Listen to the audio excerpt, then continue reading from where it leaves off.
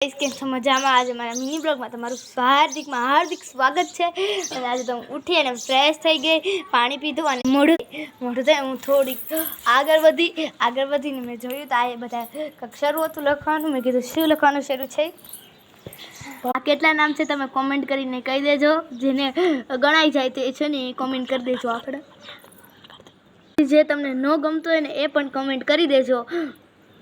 આપણે રાઘવદાસ બાપાની વાવડીએ જવું છે આજે। ત્યાં શું કરવા? ને બસ કાંઈ નહીં, આટા મારશું, ભગવાનને ઉઠાડશું અને પછી અને રીલ્સ બનાવશું થોડીક, એટલે જઈશું। હાલો જઈશું, બધાને પહેલાં પૂછી લે, બધાને કે આવે પછી જઈશું। ઉભા રહો, પૂછ લો। હા, બધાએ આ પાડી દીધી ને, તો હવે આપણે જવાનું છે રાઘવદાસ બાપાની મંદિરે જવાનું છે। ફાઇનલ હવે જવાનું છે, ચલો જઈશું। આજે હોડીએ જવાનું શરૂ અને હાલવાનું પણ કરી દીધું શરૂ।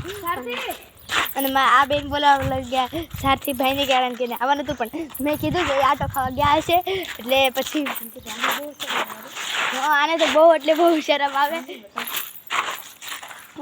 આવે, અને હવે આપણે ખોલવાનું તો ગેટ, અને ગેટની અંદરથી પહેલાં ગયા નંદની બેન, પછી આવી હું, અને આ જોયું તો બહુ કીચડ હતો। આમાં મારો પગ હોય જાય તો મારું શું થાય?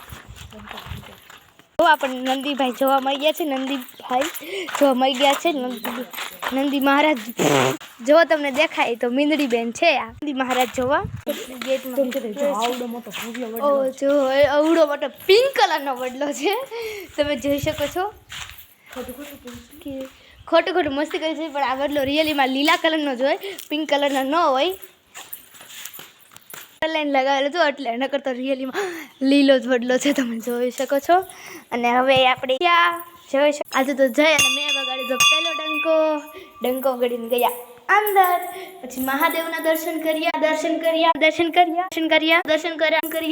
જાણું છે રાઘવદાસ બાપાના મંદિરે અંદર, તો જઈશું આપણે અંદર। હલો દરવાજો, અને આનાથી ખુલ્લી કરી દરવાજો, પણ ચાવી નથી પડી ગઈ, પડી ગઈ। તું પુષ્પા તો તું નહીં લેંગા। આ જો આ મંદિર છે, આ મંદિરને આવતા ઠંડુ થઈ જાય। રાઘવદાસ બાપા રહેતા, રાઘવદાસ બાપા સૂતા, અને આપણે કેમ ઘરે રહેવી એની ઘરે જ પણ અહીં રહેતા। હું તમને બધું પણ દેખાડીશ। રામ ભગવાનના દર્શન કરી લીધા, હું પણ દર્શન કરીશ ને તમે પણ રાઘવદાસ બાપાના દર્શન કરી લેજો। ચલો હવે જઈશું અંદર। આ છે રાઘવદાસ બાપા એ સૂતા, એની ગાદી છે। આ છે રાઘવદાસ બાપાની પાઘડી। બ્લોગ પૂરો થાય છે, ટાટા।